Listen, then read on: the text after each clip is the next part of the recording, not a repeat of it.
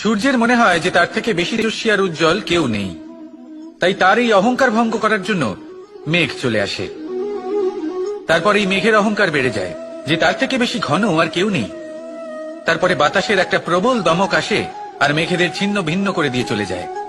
তখন বায়ুর অহংকার বেড়ে যায়, আরো ভাবে যে তার থেকে বেশি শক্তিশালী আর কেউ নেই।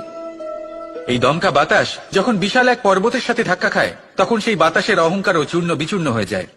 তারপরে পর্বত ভাবে যে তার থেকে বেশি ধীর আর শক্তিশালী আর কেউ নেই। তখন পৃথিবীতে ভূমিকম্প হয় আর সেই বিশাল পর্বত চূর্ণ বিচূর্ণ হয়ে যায়, তারও অহংকার ভেঙে যায়। এবার ধরিত্রীর অহংকার হতে থাকে। ধরিত্রী বলে যে আমার উপর সবকিছু টিকে রয়েছে, আমার থেকে বেশি শক্তিশালী আর কেউ নেই। একটা ছোট্ট ইঁদুর আসে, মাটিতে গর্ত করে আর মাটি ধসিয়ে দেয়। ধরিত্রীর অহংকার ভেঙে যায়। এর তাৎপর্য হলো সরল, এই সংসারে অহংকার কখনো স্থির থাকে না, এই অহংকার ভাঙবেই। এটা হলো সাংসারিক চক্র। আমাদের নিজেদের জীবনে কর্তব্য পালন করতে হবে, কর্ম করতে হবে, কিন্তু অহংকার নয়।